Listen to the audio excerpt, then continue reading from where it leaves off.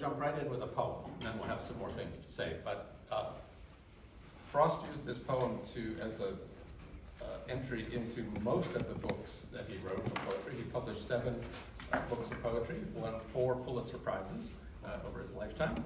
And this poem he wrote, so he said, as a kind of invitation to his wife. And I think it's a great invitational poem to get us into his world. It's called The Pasture. I'm going out to clean the pasture spring. I'll only stop to rake the leaves away and wait to watch the water clear. I may. I shan't be gone long. You come too. I'm going out to fetch the little calf that's standing by the mother. It's so young, it totters when she licks it with her tongue. I shan't be gone long. You come too. That's, I hope, a way to say welcome to the world of Robert Frost. I hope, well, one of the reasons we're doing this is on the 26th of this month, we'll mark the 150th anniversary of Robert Frost's birth. So it's a good year to be acknowledging that. And I think that's a timely moment in history maybe to lift up Frost and try to understand yet again what this wonderful but very complicated human being was all about. I gave the title for this tonight, Robert Frost, the parenthesis, human nature poet. So often Frost is known only as a kind of romantic nature poet. Some of the critics who did not like his work said he was really just a poet for old ladies' literary clubs, and they painted him into that corner. That, I think, was criticism partly out of jealousy, because he had developed quite a following, but also, in some ways, a misunderstanding of what he was all about. Frost was not, so just right off the bat, let's try to dismiss this notion. He was not a romanticist nature poet. He was a throwback, in many ways, to the later part of the 19th century, and he was clearly swimming upstream as modernist poetry was launched and free verse came into style. He was a contemporary with people like Ezra Pound, very modernist and free verse, and Yeats and T.S. Eliot. He said once about Eliot that he said, "I'm all euchre, but Eliot is Eucharist." So he had a way of putting down his critics with a nice jab, which he meant, but then he'd find a way to kind of pull it back. Frost was a complicated person, and I think we could say he was a man of sorrows acquainted with grief. He did not have an easy life. He grew up in poverty. I'll say a little bit more about that later. He knew his own periods of depression. One when he first asked his wife Eleanor to marry him, and she said, "I don't think so," and that sent him off to the Dismal Swamp. There actually is a place called that in North Carolina, and he wandered around there for a few days in a semi-suicidal sort of gesture until he bumped into some hunters, and then they went off and had a meal together, and that was that.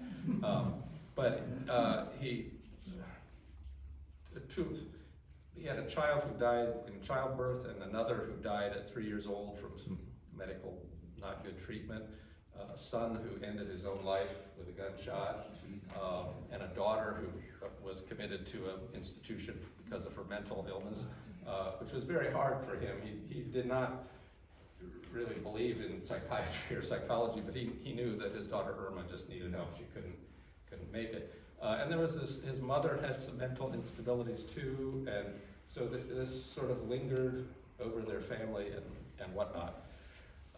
I should say one other thing. Just a couple of weeks ago, I had a half-hour phone conversation with Robert Frost's 95-year-old granddaughter, who I'm here to say is mentally fit and doing well.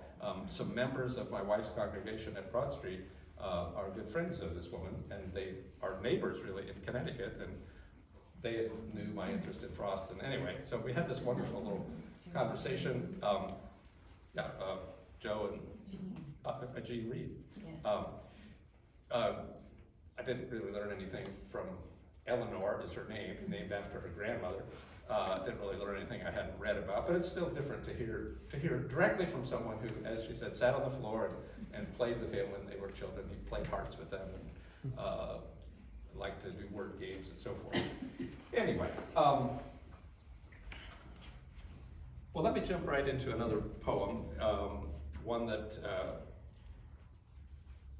maybe one of the best known of Frost's, and I want to say is absolutely the most misquoted and misunderstood, Mending Wall.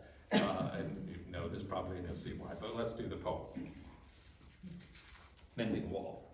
Something there is that doesn't love a wall, that sends the frozen groundswell under it and spills the upper boulders in the sun, and makes gaps that even two could pass abreast. The work of hunters is another thing. I've come after them and made repair where they've left not one stone on a stone. But they would have the rabbits out of hiding to please the yelping dogs. The gaps, I mean, no one has seen them made or heard them made, but at spring mending time we find them there. And on a day, I let my neighbor know beyond the hill. We meet to walk the line and set the wall between us once again, to each the boulders that have fallen to each.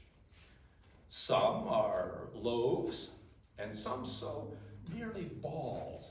We have to use a spell to make them balance. Stay where you are till our backs are turned. Just another kind of outdoor game, one on a side. It comes to little more. There where it is, we do not need a wall. He is all pine tree, and I am apple orchard. My apple trees will never get across and eat the cones under his pines, I tell him.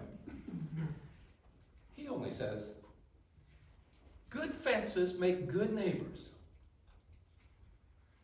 Spring is the mischief in me, and I wonder if I could put a notion in his head. Why do they make good neighbors?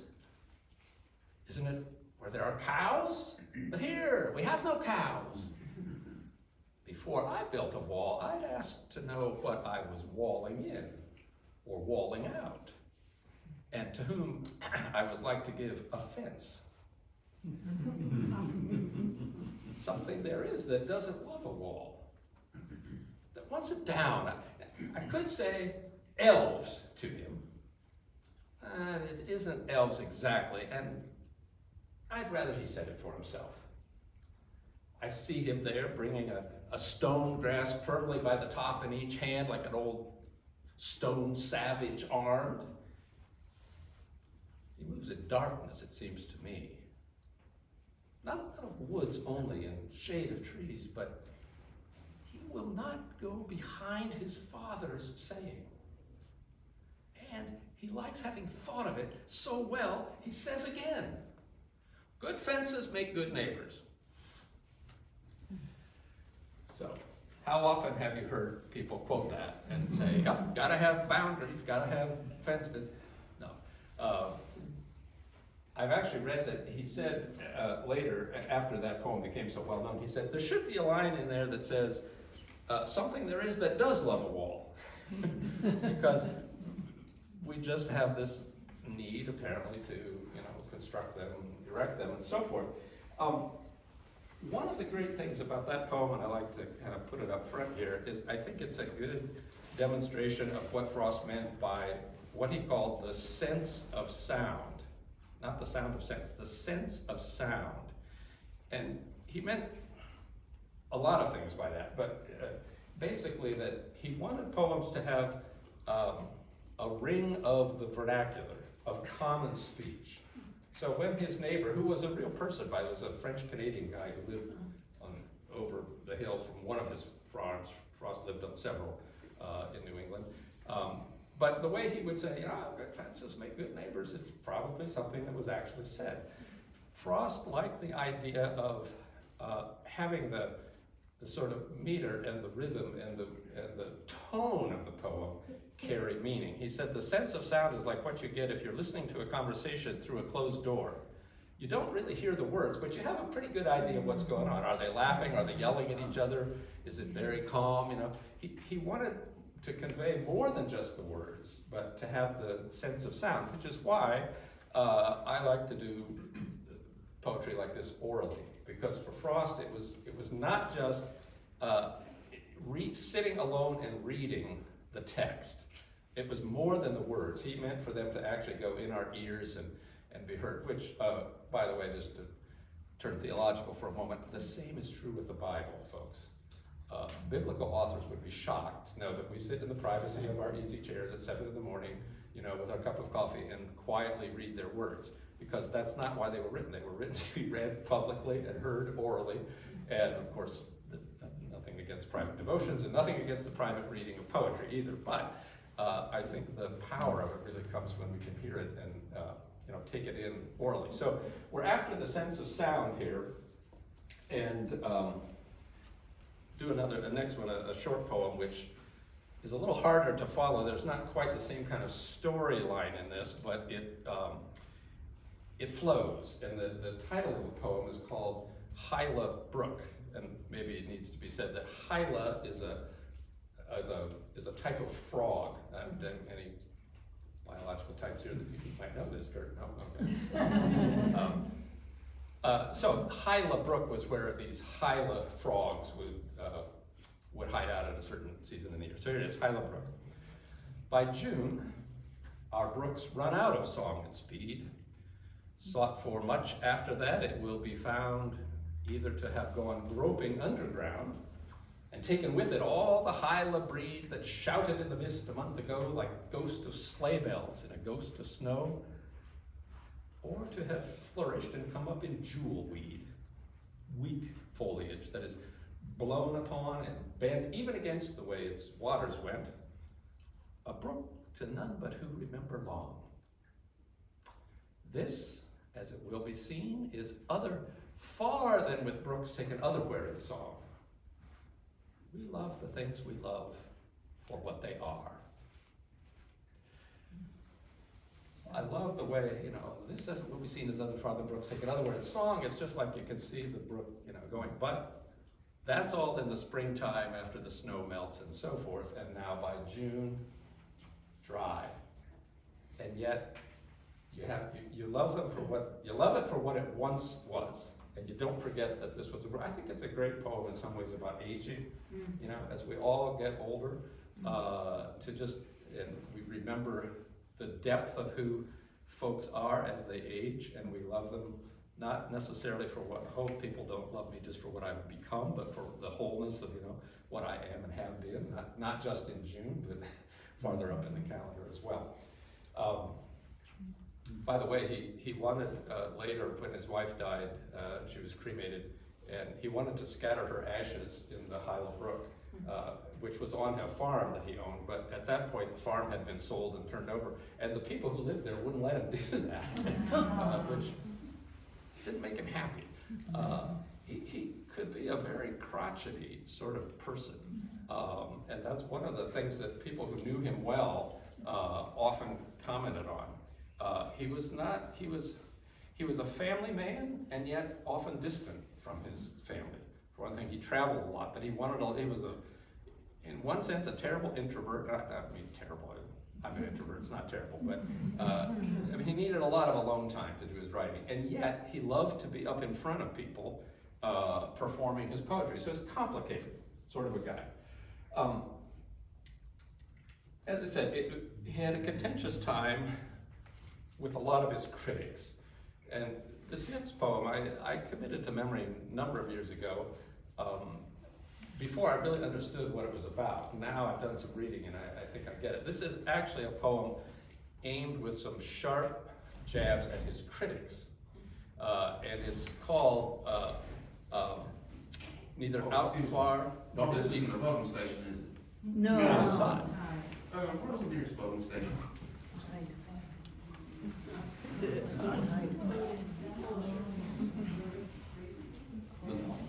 Frost would have wanted him to vote.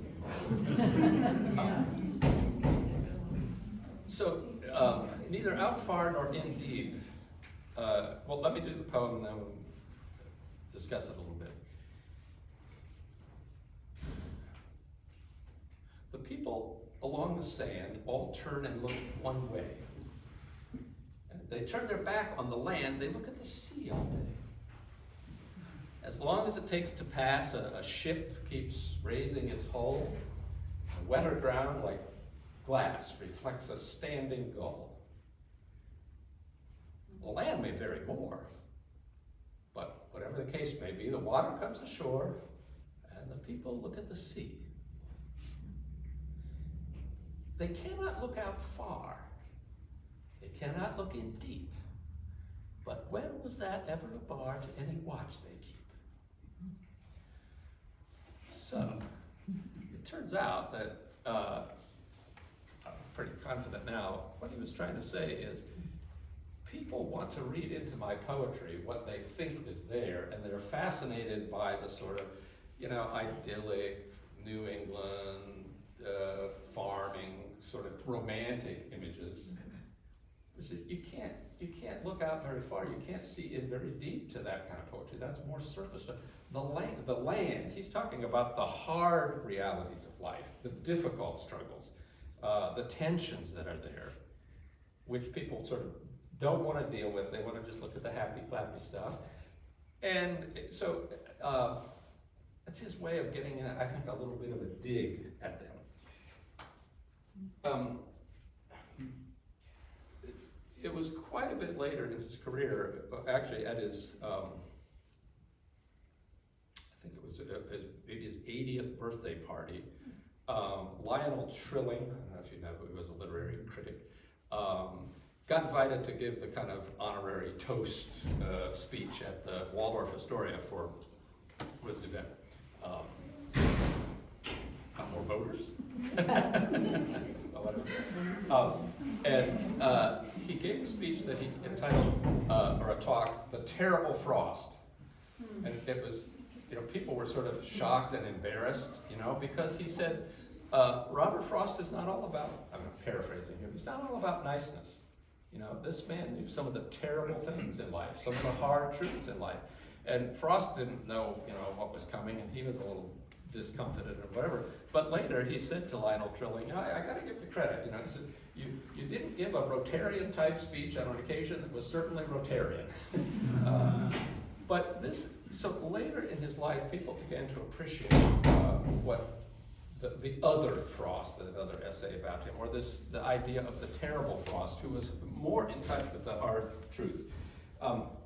I mentioned that he had a difficult family life and so forth, but his life was a real paradox, and I just want to read you a short passage from one of his biographers about his life.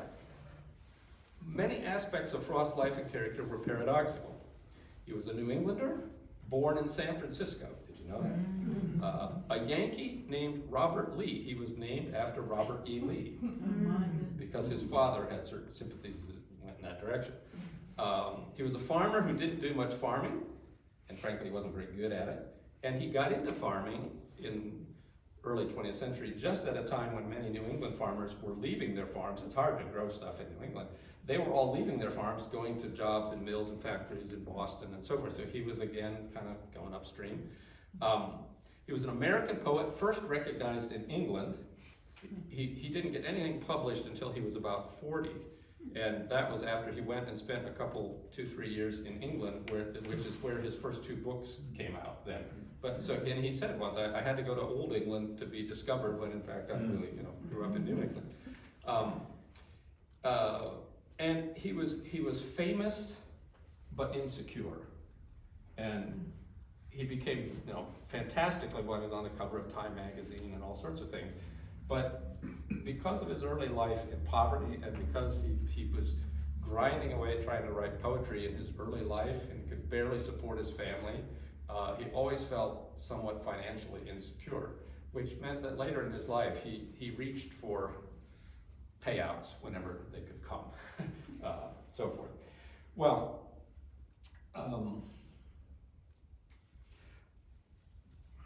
so I'm going to do a poem here that I think it really captures the tensions of life, and this is the perfect time of year to do this. I got daffodils here, you'll see why in the poem. It's called Nature's First Green is Gold. Here's the poem.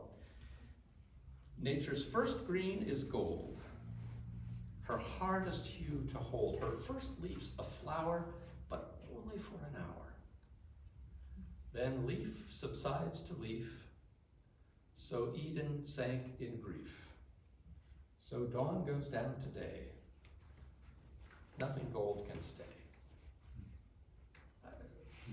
I think that's beautiful. I mean, you know, if you haven't figured it out yet, there never really was a golden age of anything. You know, it doesn't stay. And it just at this time of year, you know, this is forsythia, what is it? Forsythia, is that what I'm thinking? Yeah. The first yellow things that come out, but pretty soon that subsides to green leaves. Then they just look like ordinary bushes, you know. These go and then you just got the little green things sticking up. So this was one of Frost's genius ways of using metaphor. And he said, you know, it's all about metaphor. To say ordinary things in an extraordinary way, or sometimes to say the extraordinary using ordinary phrases.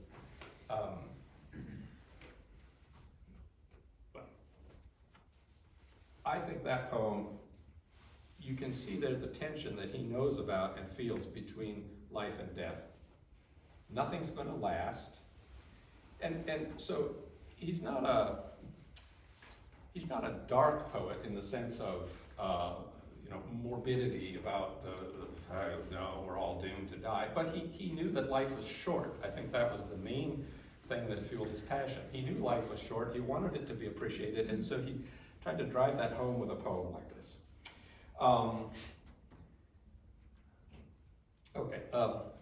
A short poem. Short poems that he wrote, he liked to refer to as his gadgets. And he wrote some very lengthy poems, which are way beyond me to commit to memory, and some of them, frankly, not very good. I think his more genius was often in the shorter things. But this poem requires a short lesson in Greek, so you understand it. Now, we got people here who know this. It's called Yoda subscript. Now, so the letter I in Greek is Yoda, and there's a grammatical convention in Greek where if you put the I under another letter, although I think nobody's quite sure what this actually did grammatically, but it either changed the pronunciation slightly or shifted the meaning slightly, but you have to know that the letter I here is being moved out of the text and under another letter, okay? So, Yoda subscript.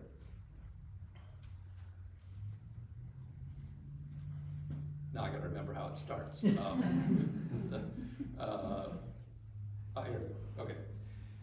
Seek not in me the big I capital, nor the little dotted in me seek. If I have in me any I at all, 'tis the Yoda subscript of the Greek.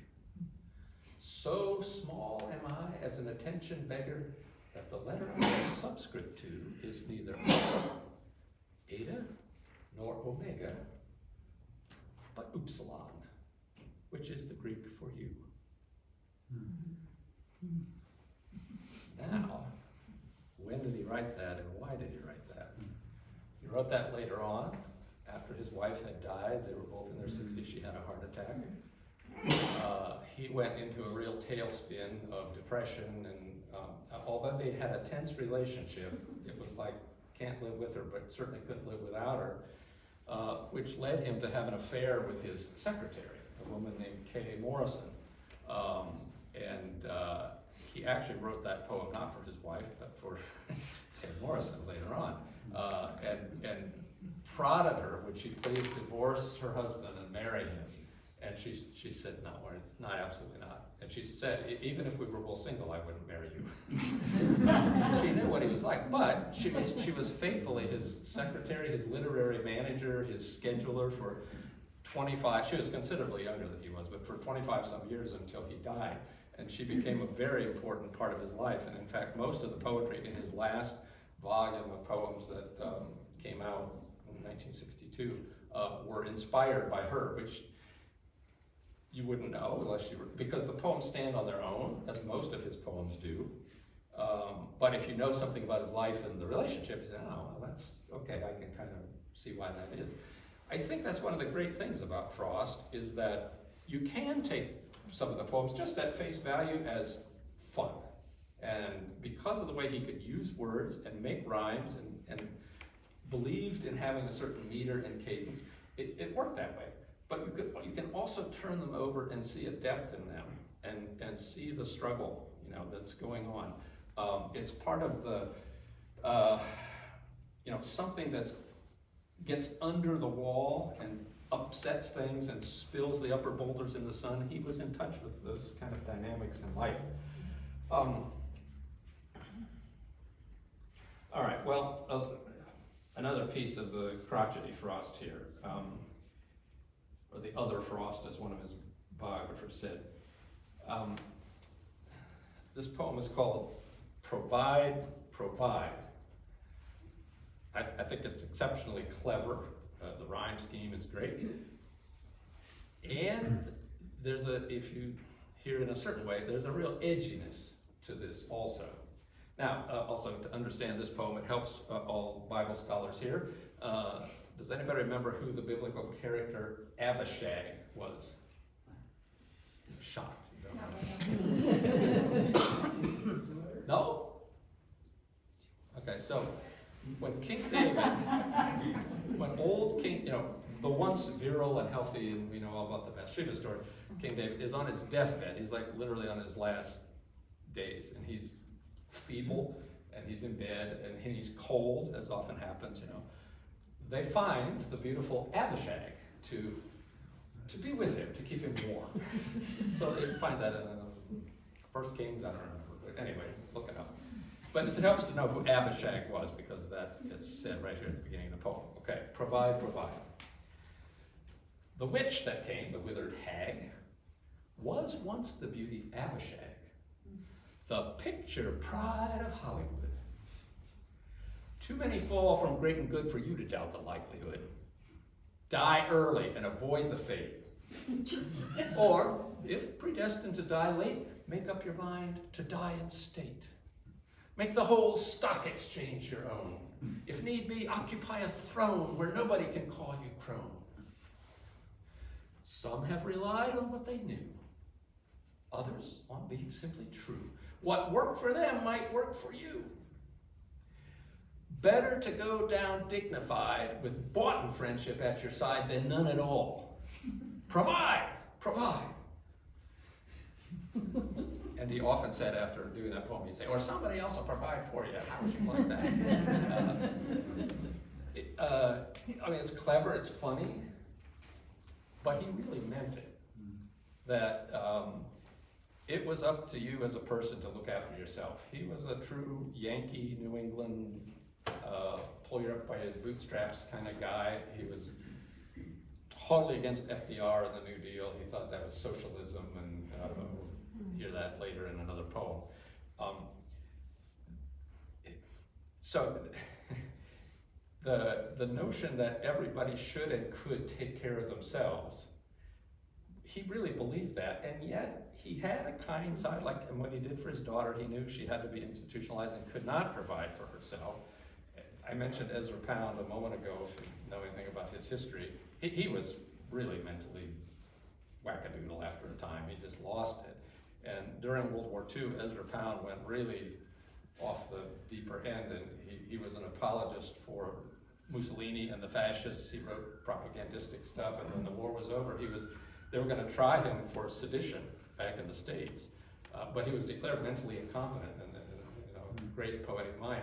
Anyway, Ezra Pound was institutionalized at St. Elizabeth's Hospital in Washington, D.C., psychiatric hospital, now famous because it's where the guy's name who tried to assassinate Ronald Reagan was a patient there for a long time. Anyway, Robert Frost was instrumental working with the Eisenhower administration to get Ezra Pound released from there.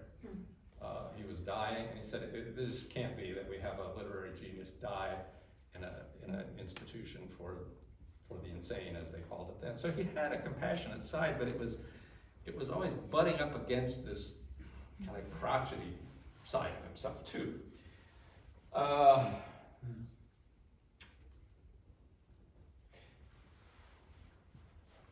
When Frost went to Old England, he moved off the farm he was trying to run very unsuccessfully in Vermont. And he came back and realized that he was never going to make a living farming to support himself. So reluctantly, he got into teaching. His mother was running a school at that point just north of Boston, I guess actually in Massachusetts. And so he reluctantly got into the classroom and he taught all kinds of different things, but of course, like really to teach writing and poetry and so forth. So this next poem is about, it's really about students. I love this poem because of the last stanza. You'll have to hang on to see what it says there. It's called A Considerable Speck. And he says, a speck that would have been beneath my sight on any but a paper sheet so white set off across what I had written there. And I had idly poised my pen in air to stop it with a period of ink, when something strange about it made me think this was no dust speck by my breathing blown, but unmistakably a living mite with inclinations it could call its own. It paused, as with suspicion of my pen, and then came racing wildly on again to where my manuscript was not yet dry, and paused again, and either drank or smelt with loathing, for again it turned to fly. Plainly with an intelligence I dealt. It seemed too tiny to have room for feet, yet must have had a set of them complete to express how much it didn't want to die. It ran with terror and with cunning crafted, faltered, and then in the middle of the open sheet, it cowered down in desperation to accept whatever I accorded it of fate. I have a mind myself, and recognize mind when I meet with it in any guise. No one can know how glad I am to find on any sheet the least display of mind.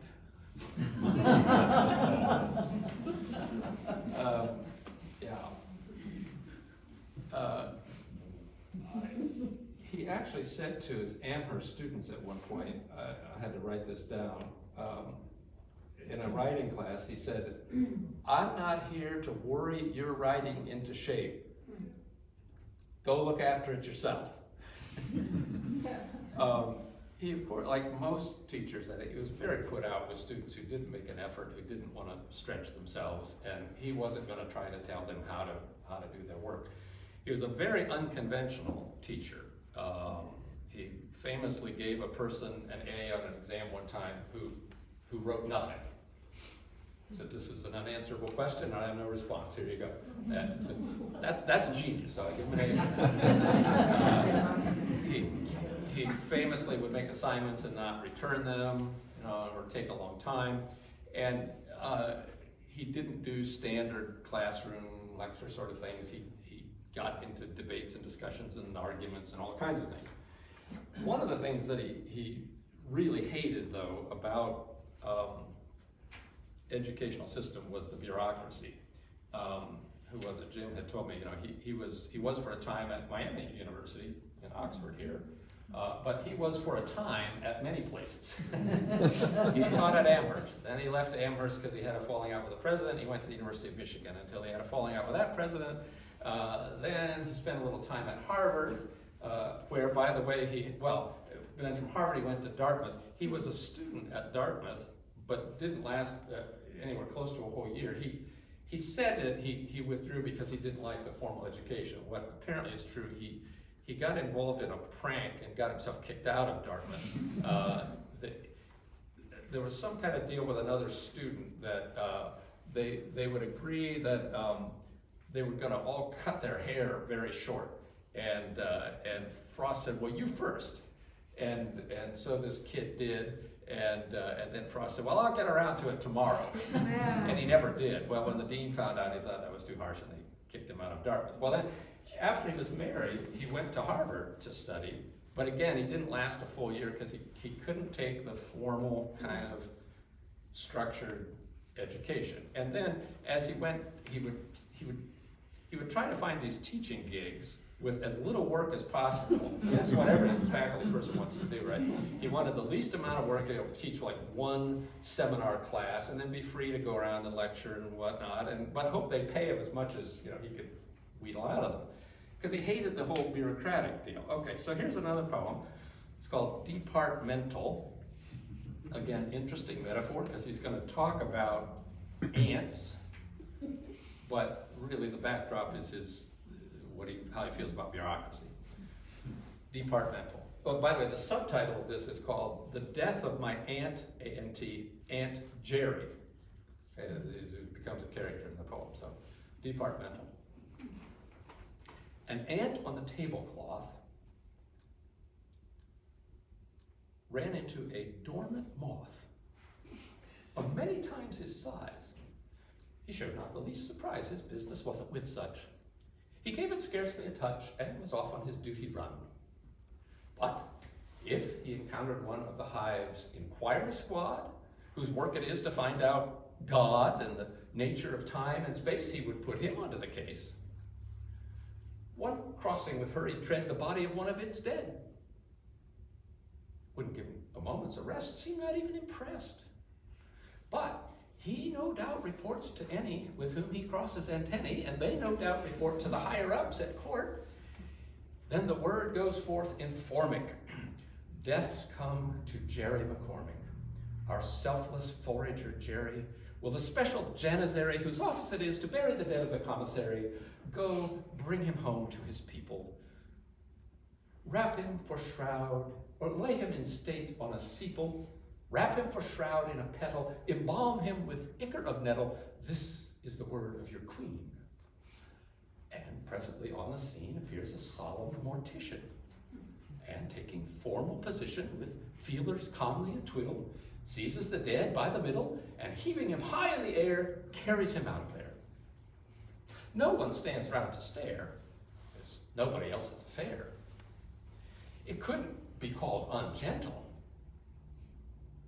but how thoroughly departmental.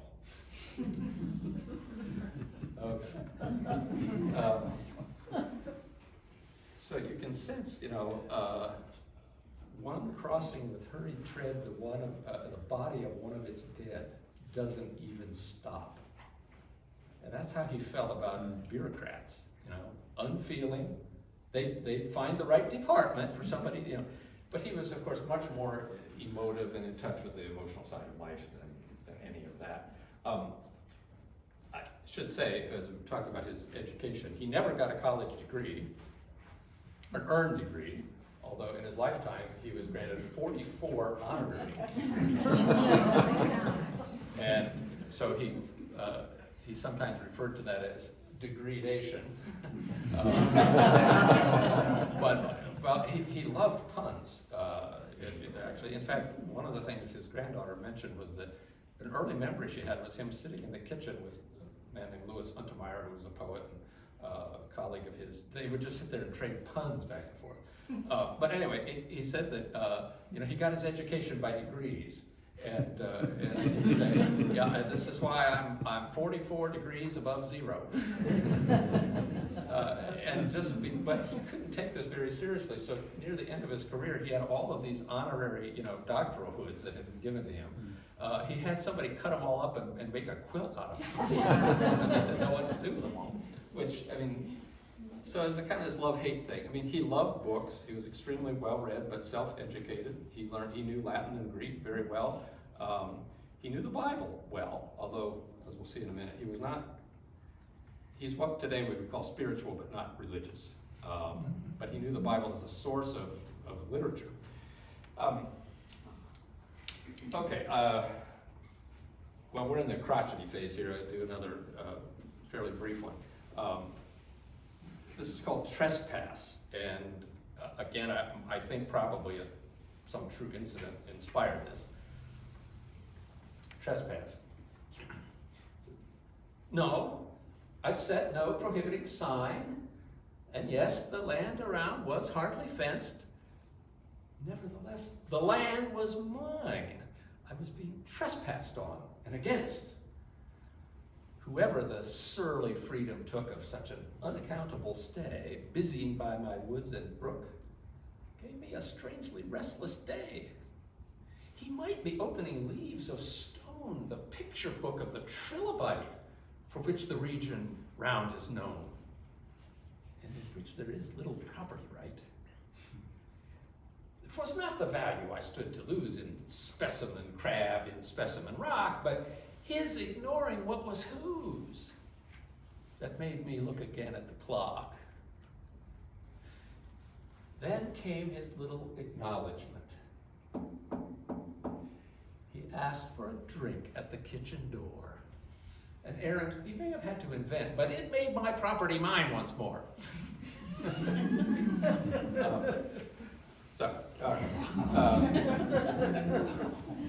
That's the way he was.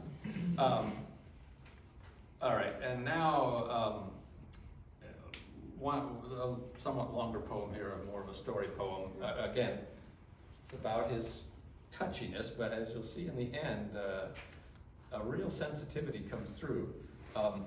This is the perfect poem for this time of year. It's called Two Tramps in Mud Time.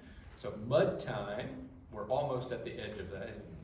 In New England, of course, mud time, the snow is melting off, but everything's running. It's kind of almost winter like we've had, but it's not yet spring. You're somewhere stuck in the middle. And it's one of the reasons for having the chopping block here. This is not, as Frost probably said, this is not in case anybody gets unruly. That's the kind of thing he liked to say. It's just a good prop for this poem. It's called Two Tramps in Mud Time. Out of the mud, two strangers came and caught me splitting wood in the yard. And one of them put me off my aim by hailing cheerily, "Hit him hard!" I knew pretty well what he had in mind. Why he let the other go on away, I knew pretty well what he had in mind. He wanted to take my job for pay. Good blocks of oak it was I split, as large around as the chopping block, and every piece I squarely hit fell splinterless as a cloven rock. The blows that a life of self-control spares to strike for the common good, that day, giving a loose to my soul, I spent on the unimportant wood. It was snowing a flake. No, it's not snowing a flake yet. That's not in the poem.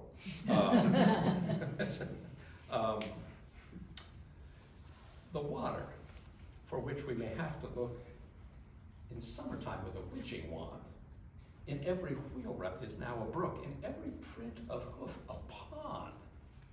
We'll be glad of water, but don't forget the lurking frost in the earth beneath. That will come forth as the sun is set and show on the water its crystal teeth. The time when most I love my task, these two must make me love it more by coming with what they came to ask. You think I'd never felt before the grip on earth of outspread feet, the life of muscles rocking soft and smooth and moist infernal heat. Out of the mud, two hulking tramps from sleeping God knows where last night, but not long since in the lumber camps. They thought all chopping was theirs of right. Men of the woods and lumberjacks. Except as a fellow handled an axe, they had no way of knowing a fool. Nothing on either side was said. They knew they had but to stay their stay, and all their logic would fill my head, as that I had no right to play at what was another man's work for gain. And where the two exist in twain, theirs was the better right, agreed. But yield who will to their separation.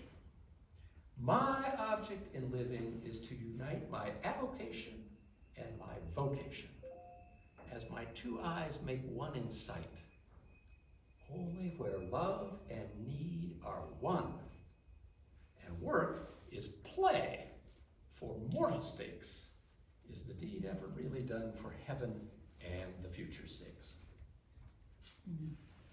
So, when he's talking about vocation and avocation, he's partly, I think, talking about farming and writing poetry. And he's trying to find a way to make those two things come together. I think he's also in some ways talking about his calling to be a father and a husband, but trying to figure out how that meshes with his other calling. And it's not clear whether the family side was his avocation or his vocation, you know? But he wrestled and struggled to make those things fit. And his children later would say he was a kind of absent father. I mean, he was often off in his own world, and later then he was traveling a lot and lecturing and so forth. But the idea that it's, again, you can read this at different levels, straightforwardly, isn't that what we're all trying to do? Bring our avocations and our vocation together and find something that is a unique fit for us. And that's a lifelong pursuit, I think. Well, okay.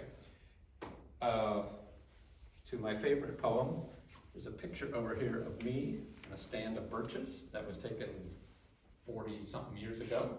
I think it was in Latvia, actually. I was on a trip there to the Soviet Union at that point. It's become my all-time favorite picture because I love this poem, Birches. Partly because it mentions baseball. And I did not know until recently that Frost was quite a fan of baseball. He wrote an article for Sports Illustrated, and I think it was 1956. They had invited him to come to the Major League All-Star game and then write a piece about that. And he did. I mean, published all over the place, and not least of which Sports Illustrated. Who would have thought? In fact, his granddaughter even mentioned that when I talked to her on the phone, and happily I had read that. Birches is this was a very early poem in his life, but a very wistful poem. And you can see in this already, he sees the tension between the childlike stuff. He talks about a boy who's climbing birch trees, but gets around to sort of end of life things. And he sees the arc, and he knows it's, no pun intended there with the arcing birch trees, just whatever, but he knows life is short, and it's not gonna go on forever. Birches. When I see birches bend to left and right across the lines of straighter, darker trees, I like to think some boy's been swinging them. Often you must have seen them loaded with ice, a sunny winter morning after a rain. They click together as the breeze rises and turn many-colored as the stir cracks and crazes their enamel, shattering and avalanching on the snow crust such heaps of broken glass to sweep away. You think the inner dome of heaven had fallen. You may see their trunks arching forward in the woods years afterwards, like girls on hands and knees that throw their hair before them over their heads to dry in the sun. But I was about to say, when truth broke in with all her matter of fact about the ice storm, that I should prefer to have some boy bend them. Some boy too far from town to learn baseball, whose only play was what he learned himself, and could play alone. One by one, he subdued his father's trees by riding them down over and over again until he took the stiffness out of them. And not one but hung limp. Not one was left for him to conquer. He learned all there was to learn about not launching out too soon and so not carrying the tree away clear to the ground. He always kept his poise to the top branches with the same pains you use to fill a cup, up to the brim and even above the brim. And then he flung outward, feet first with a swish, kicking his way down through the air to the ground. So was I once, myself, a swinger of birches. And so I dream of going back to be. It's when I'm weary of considerations, and life is too much like a pathless wood, where your face burns and tickles with cobwebs having broken across it, and one eye is weeping from a twig having lashed across it open. I'd like to get away from earth a while, and then come back to it and begin over. May no fate willfully misunderstand me, and half grant what I wish, and whisk me away not to return. Earth's the right place for love. Can't imagine where it's likely to go better. I'd like to go by climbing a birch tree, and climb black branches up a snow-white trunk till the tree could bear no more, but dipped its top and set me down again. That would be good, both going and coming back. One could do worse than be a swinger on birches. So, you can make a lot of things out of that poem. Some have suggested that what he's talking about is climbing black branches up a snow-white trunk is like putting lines of poetry on a white page, and you pour as much meaning into that as you can that takes you to a different place, but it will dip its top and get you back to reality. But the trip is wonderful, and as much as he'd like to get away from Earth a while, does not want to be misunderstood and die prematurely. And bring me back, because Earth is indeed the right place for love. Wow, okay.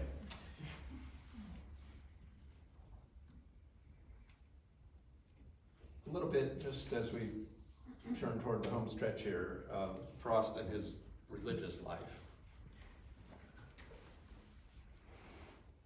This next poem is one about grief.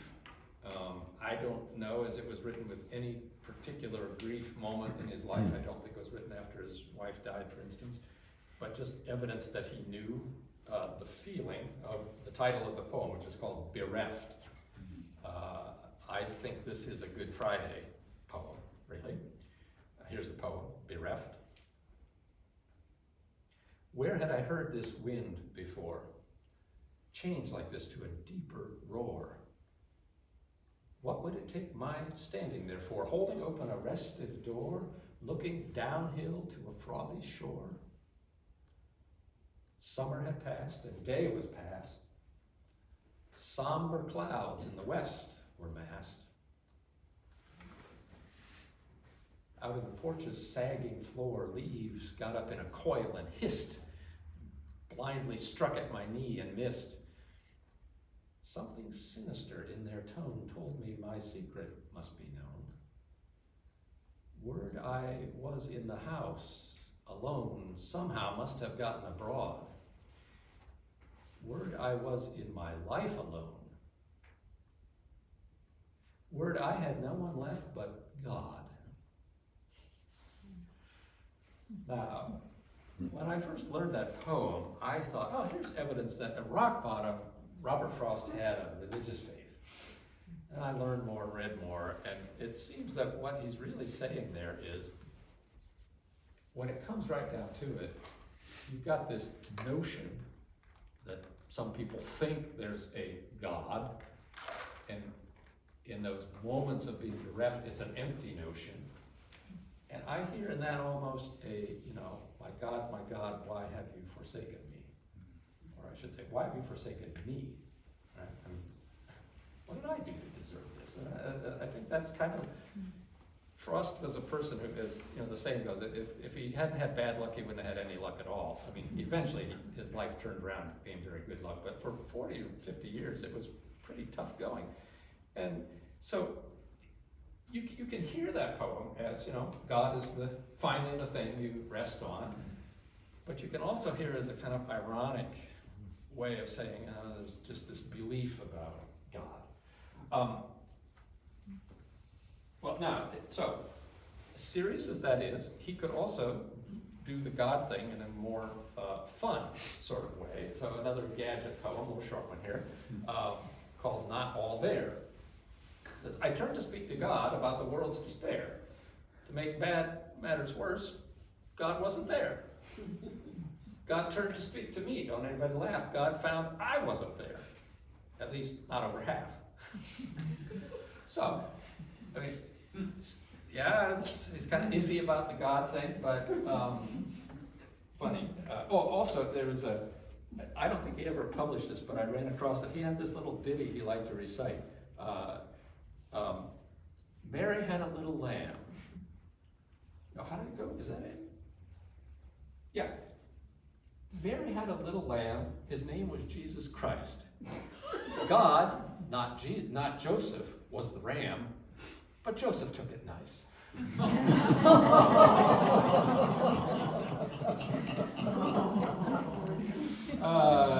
can see why he probably didn't publish that. Okay, so on to a short poem. What one critic called this the most perfectly formulated poem in the English language. And that's a pretty much of a stretch, but this is an ingeniously framed poem by way of rhyme and meter and so forth with, I think, multiple meanings. And one you may know, fire and ice. Some say the world will end in fire. Some say in ice. From what I've tasted of desire, I hold with those who favor fire. But if it had to perish twice, I think I know enough of hate to say that for destruction, ice is also great and would suffice. It's whimsical. That was written, I don't know, maybe in the 30s, 1930s. It foretold in some ways the nuclear fears of the 50s and 60s.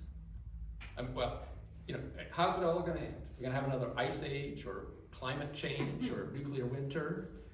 Or is we all just going to go up in a fireball with a bomb or an asteroid? I mean, either way, you know, he's saying, I've experienced both things in life of how do you, at just a simple human level, how do you screw up relationships? You can freeze people out, you can ghost them, you can just ice them out, or you can overwhelm people by getting too involved in their issues and, you know, and really like what he did with his wife when he begged her to you know, marry him, and finally she did, or what he later did with Kay Morrison, you know, too much fire in it. So I think it's pretty insightful. All right, let's do the two that we all want to hear and he's best known for. The Road Not Taken. Sometimes people call this the road less traveled. That is not a line in this poem. That's another book. It's the road not taken. But I'll do the poem and then a few thoughts about it. Two roads diverged in a yellow wood, and sorry I could not be one traveler. Long I stood and looked down one as far as I could to where it bent in the undergrowth. Then took the other as just as fair, and having perhaps the better claim because it was grassy and wanted wear. Though as for that, the passing there had worn them really about the same. Both that morning equally lay in steps, in leaves no step had trodden black. I kept the first for another day. Yet, knowing how way leads on to way, I doubted if I should ever come back. I shall be telling this with a sigh somewhere, ages and ages hence. Two roads diverged in a wood, and I took the road less traveled by, and that has made all the difference. There's so many ways you can render the last line of that, right? And that has made all the difference. Thank God. I went to, you know, old England and got famous and whatever, and that was great. Or, you know, I made a mistake and that made all the difference. The genius of that poem is he doesn't tell you how you're supposed to feel about the choice. That's open. It's kind of like the end of Mark's gospel, if you know, they run away in terror and amazement, and you've got to figure it out from that, right? So it's open, and often it was just what he said about his poems. They were a build up to something at the end that would flip you into it, and you'd have to decide for yourself what it meant. But it is interesting that he starts out with the roads diverge in a yellow wood. Right? This is not springtime. This is looking more toward the end of things, and there's not much time left before winter sets in and you have to make your choice. So again, he's got this life-death kind of tension in mind. And then, of course, stopping by woods on a snowy evening, which again, open to multiple interpretations, and many of which he insisted were wrong. But I'll say more about that in a minute. How many of you memorized this when you were in grade school? No, stopping by woods on a snowy evening. You want to do it? Or? Whose woods these are, I think I know. His house is in the village, though he will not see me stopping here to watch his woods fill up with snow. My little horse must think it queer to stop without a farmhouse near between the woods and frozen lake, the darkest evening of the year. He gives his harness bells a shake to ask if there is some mistake. The only other sounds the sweep of easy wind and downy flake. The woods are lovely, dark and deep, but I have promises to keep and miles to go before I sleep. And miles to go before I sleep. Now, many people said, that's a death poem. And Frost said, that is not a death poem. I've written death poems. That's not one of them. I have not committed to memory any of his death poems. They're hard. If you want to read a poem called Away, or the poem called Design, or the Drumlin Woodchuck, those are more death poems. But he opens himself to the possibility that you can certainly hear that as a person who's trying to decide, do I go on with life or not? And this was what I think was so both just irritatingly fascinating about this man. He would throw these little things. Of course you can understand it either way. And then he'd say, no, you're misunderstanding me. But go ahead and try. And he just would play with people like this. I think, we were talking about Paul Tillich earlier here. I've come to think, when he's talking about the woods, the lovely woods are here. Does that mean I take a deep adult type dive into something very serious? Well, we've got the frozen lake over here. Do I go ice skate and play like a child, I got options here. Do I do the birches type thing, or do I do the... But he's got an adult life that has to be lived. He's got responsibilities, and it takes a certain amount of courage to just keep going and not be distracted from the things that are truly important. And I'm sure if I were to offer Robert Frost that interpretation, he would have probably said, no, you got it all wrong. But it's open to wonderful multiple interpretations, which I think is the great thing. Okay, we're almost done. We get to the end of Frost's life. Most of his good poetry was written earlier, the first 3 or 4 books. Most critics, I think, would say he hit a dry spell, and this was certainly true after his wife died in 1938. He didn't produce a lot in the 40s and 50s. The government wanted him to write some true American poetry for troops during the Second World War, and he said no to that. He wouldn't have his poetry manipulated into that, although he was an ardent patriot of the, if you know the poem that he wrote for John Kennedy's inauguration, the one that he couldn't read because the light was too bright and he was losing his eyesight, but that poem and The Gift Outright, which he did recite, they're very, almost embarrassingly patriotic. I mean, with notions of kind of manifest destiny and so forth that now we'd sort of say. because Frost was very much a person of his times. One of the things I've noticed over time, he never really commented. I mean, he had those little jibes about, bureaucracies and whatnot. He never really commented on social issues. I can't recall a single thing where he ever hinted at anything like racism. And yet, he was a person of his times. I mean, this was the lynching period that he grew up in. Although he was kind of isolated in New England in some ways, removed from that. So, you have to judge him in the context of his own time. But here's a poem that came in his last book of poetry, and it shows some evidence, I think, that right up till the end, he was still capable of very good, solid, vigorous poetry. Maybe it didn't flow out as much as it did in his earlier times, but whatever. This is called Take Something Like a Star.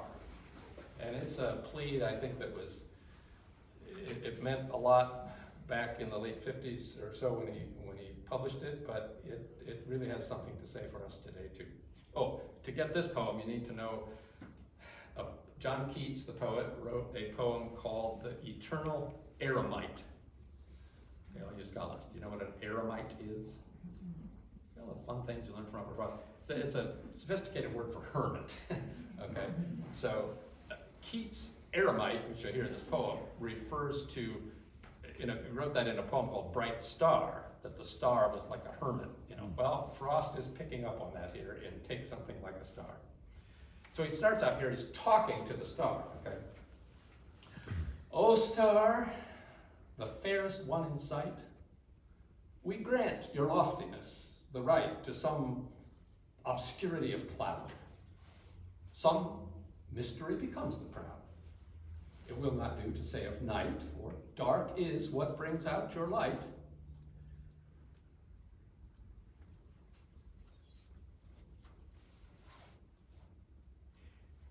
Say something to us.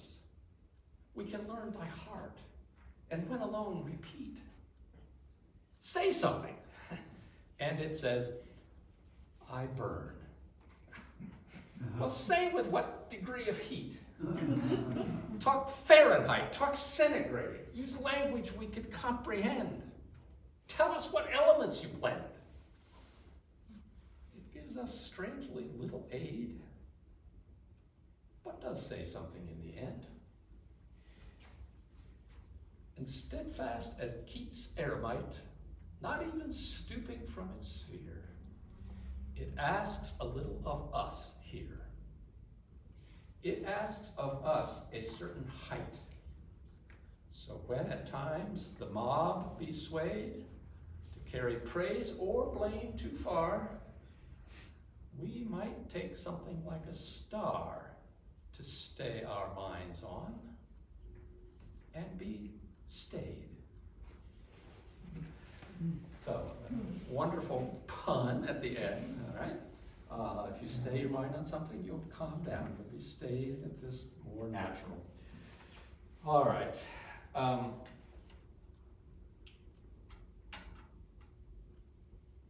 I've got just one little short piece of poetry and that'll wrap it up, but I want to, well, just a word about Frost's life. As you may remember, in January of 1961, he was invited to compose a poem for Kennedy's inauguration. It was not the first time he'd been asked to kind of compose on demand, and he hated to do that. He didn't do well with it. At least one occasion, he just failed to do it. He showed up for the occasion and read something he'd already written. Well, he was working on the poem for Kennedy right up until inauguration morning, apparently, and then, of course, it didn't go because it was so bright he couldn't read it, and he had to do another poem from memory. But near the end of his life, after the inauguration, he was on a State Department sponsored trip to the Soviet Union, and he had high hopes for this. He really thought he could go as a cultural literary ambassador and strike the right note, and you have to try to remember the tensions that were alive at that point. So this was August, September of 1962. He made this trip. He hoped that he was going to get to meet with Nikita Khrushchev, but it was iffy, and then Frost got very sick, got some kind of flu and fever and was bedridden. But on the last 2 days of his trip, Khrushchev said, I'll see him. So he comes to this little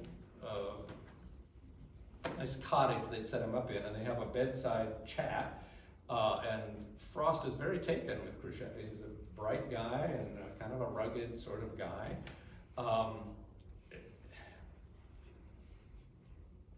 Long story. He got himself in trouble when he came back and gave a press conference and hinted that Khrushchev had a message he wanted him to convey to Kennedy, which Kennedy didn't appreciate because he didn't want to be seen that he needed some kind of go-between here. So he thought he was going to be invited to the White House after that, and it never happened. Kennedy kind of put him off. Well, what actually, if you know the chronology here, in August, September of 1962, when Frost is there doing his cultural thing and meeting with Khrushchev, the missiles are being sent to Cuba. So it's just a month after he comes back, the whole Cuban Missile Crisis happens. So he looks a little foolish then, saying, well, you know, this Khrushchev guy was just a good compliment. Didn't work. However, when all was said and done, Frost went into the hospital in late 1962 and never came out.